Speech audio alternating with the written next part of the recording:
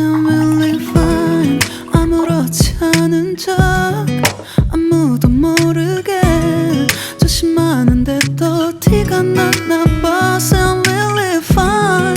너와 함께 했었던 시간이 길었어. 나봐 난 네 옷을 또 보고 있어. Hey, hey, yeah, yeah. I can't control.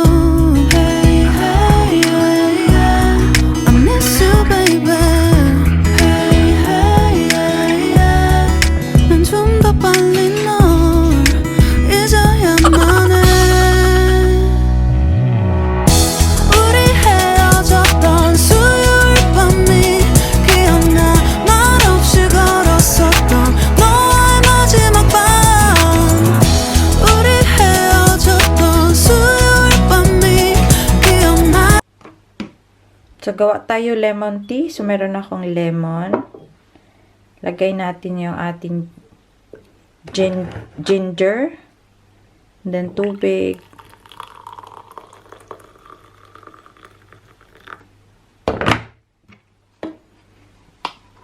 And then, honey.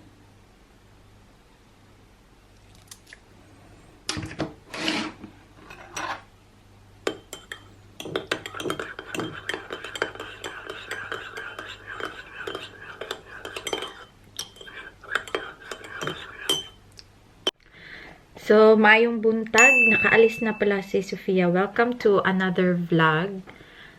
It's already 7:50 in the morning. Madaming naganap kanina kasi late kami nagising ni Sophia. Nahambing ako sa pagtulog kasi nag-edit ako kaninang madaling araw. And then ngayon, 'di ba, super worried ako sa ginawang swab test kahapon. So, ngayon, tinignan ko kaagad kung meron ng result. Ang sabi dito, kahapon ka pa nga tinest, wala pang result. So, sabi lang na babalikan mamaya. Okay. So, out natin. Medyo ngayon, nawala yung pagkakaba ng ating, ng ating dibdib. Ganon. So, nanonood pala ako kay sis, Judith, kaya Mike and Judith Las Vegas.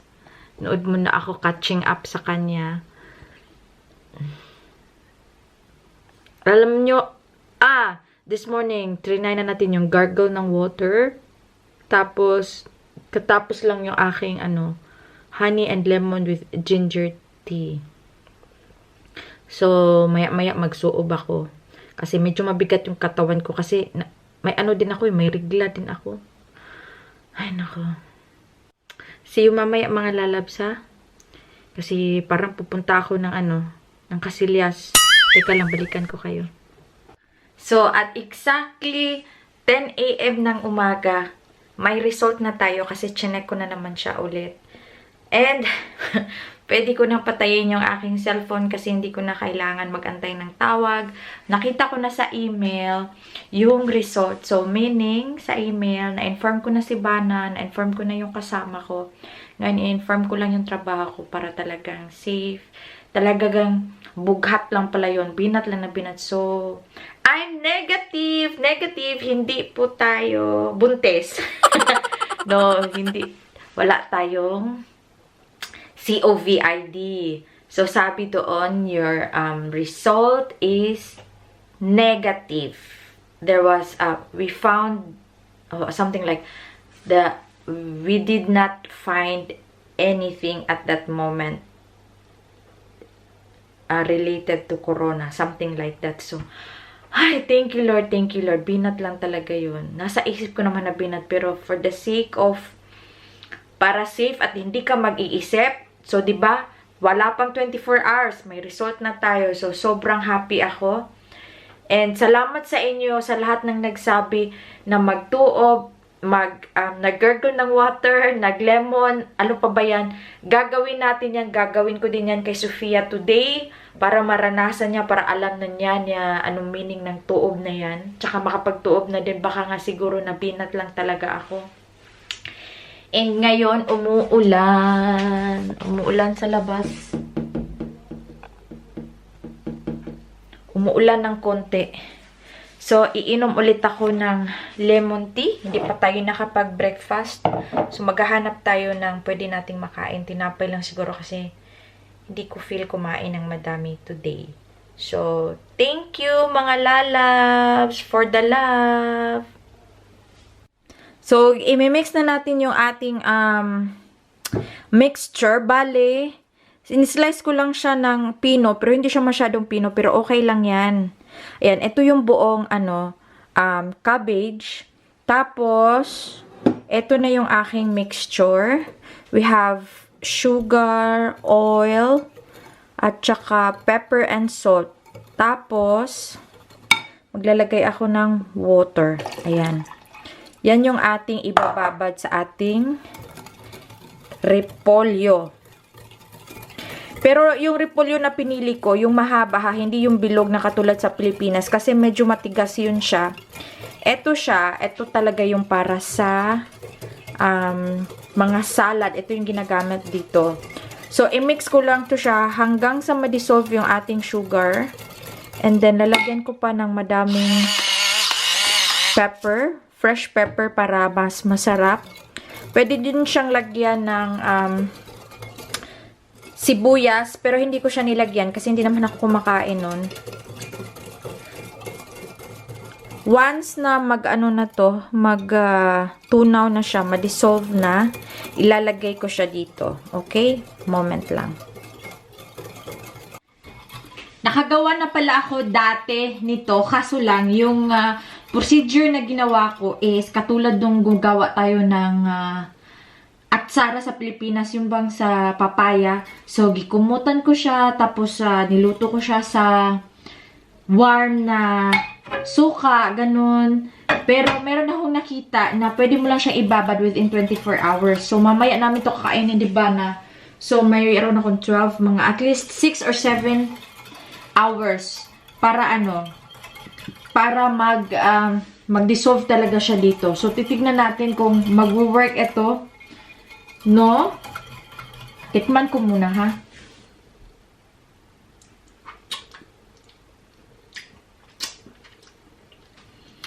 Sobrang tamis. Walang ng suka. Parang lalagyan ko siya ulit ng suka. Walang tamis na. Walang ng suka. Walang hint ng suka. Walang hint ng suka. Lagyan ko siya ng suka. Siguro kasi gumamit din ako ng apple cider. Hinati-hati ko siya. So, baka matamis yung sa apple. Hindi ko pa na-try, ha? Try ko mamaya.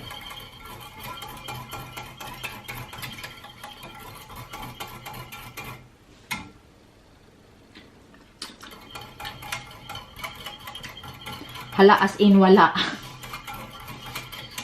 Walang lasa ng suka.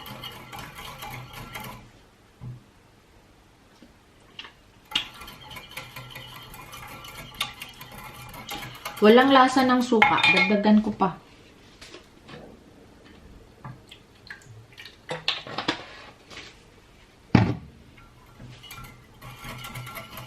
Tansya-tansya lang din paminsan-minsan.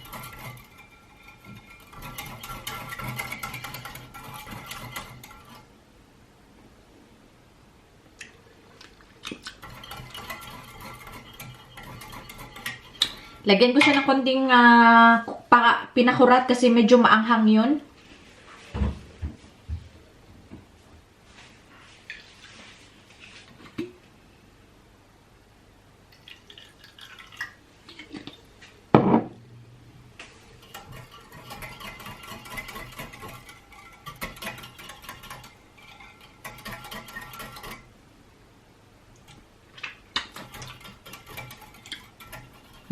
Meron nang siyang cake.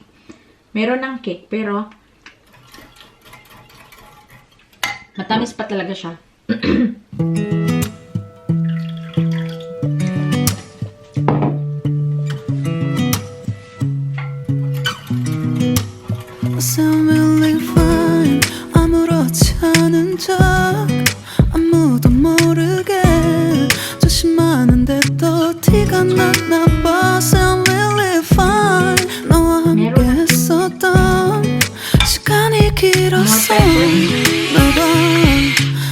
옷을 또 보고 있어. Hey, hey, yeah, yeah. I can't control. Hey, hey, yeah, yeah. I miss you, baby. Hey, hey, yeah, yeah. 난 좀 더 빨리 널 잊어야만 해. 우리 헤어졌던 수요일 밤이 기억나.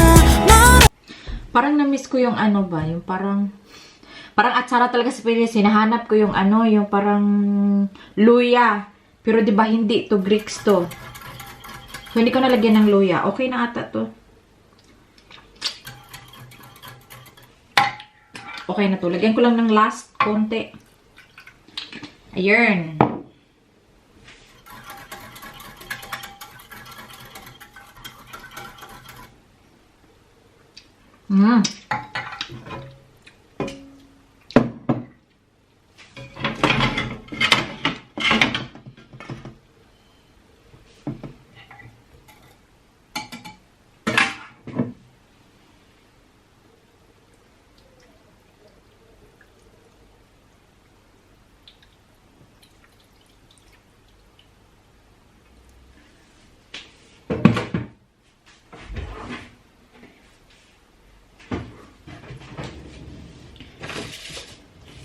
Meron pa akong ano, food gloves na naiwan. Ito gamitin ko.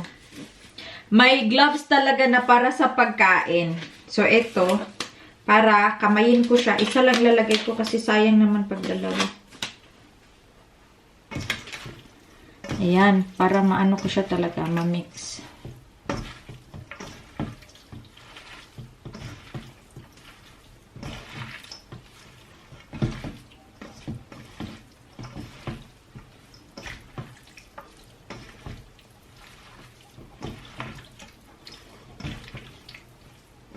Tapos, yung ibang sabaw nito, later, or ano, itatapon natin. Kailangan lang siyang mag-soak dito. Tikman natin ulit.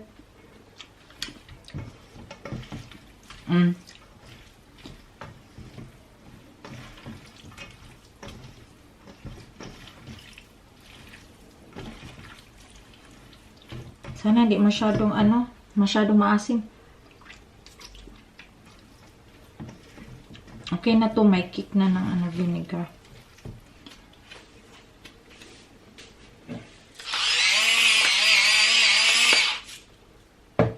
Tsaka kunting asin.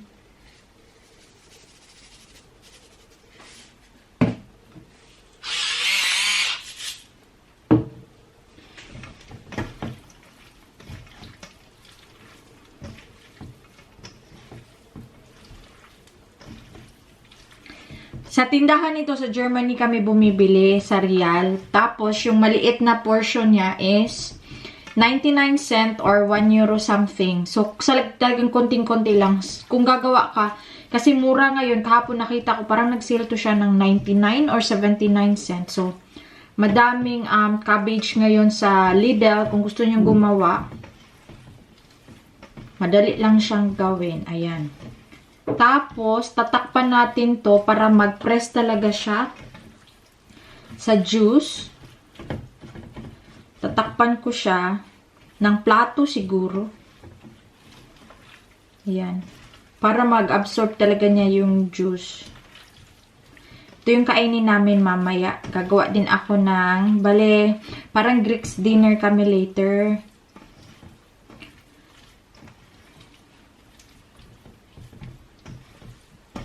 Yes, tapusin ko lang to. And, papakita ko sa inyo kung ano Ayan siya, oh, kita niyo ba? Super dami nang nagawa ko.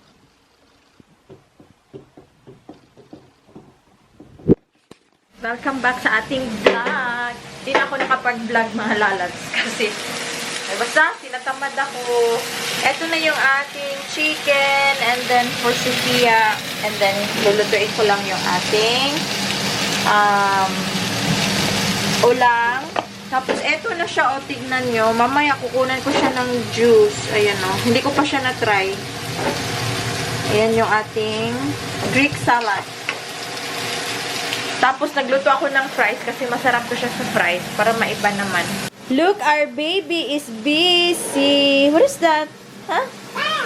Lemons. Lemon. Yellow. Yellow. Lemon.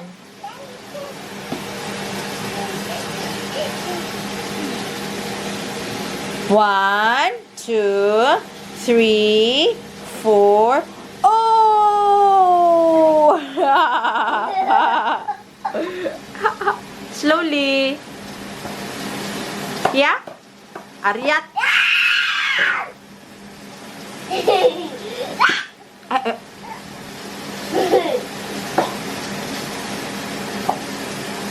No, langga. That's So, this is yung yung cucumber, cabbage is nasa ilalim, cucumber, tomato, at saka onions. And then, feta cheese. Then, Greek na siya. Tapos, lagyan mo lang ng oil on top. Yan yung favorite niya. In-order niya.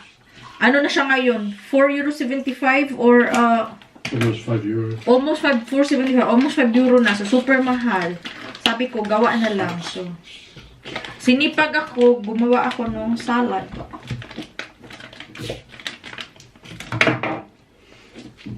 So, ito yung cheese, feta cheese, or goat cheese. Masarap. Yeah. Wala lang pala akong olives. Olives pala yun. Ayan. She forgot one thing. She forgot to make tzatziki. Sige. I know, I don't have yogurt. If I have yogurt, I can make it. Where's your oil? This one. And then, extra virgin oil, salad oil. Right coming, sweetheart. Right coming. So, perfect. Mama's coming, Dada. So, ayan na.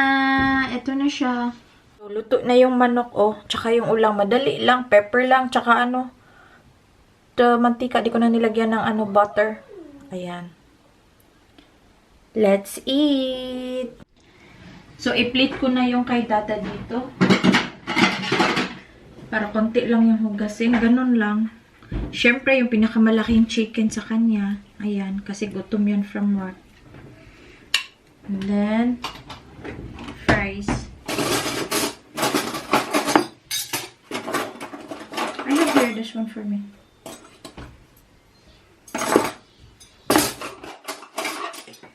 Okay.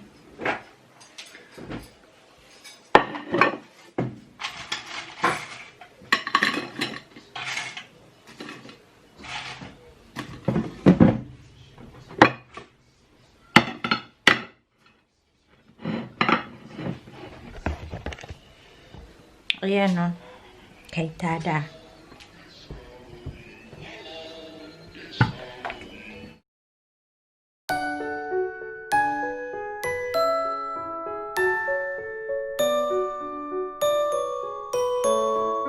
갑자기 내게 나타나준 너 난 아무 말도 할 수가 없었지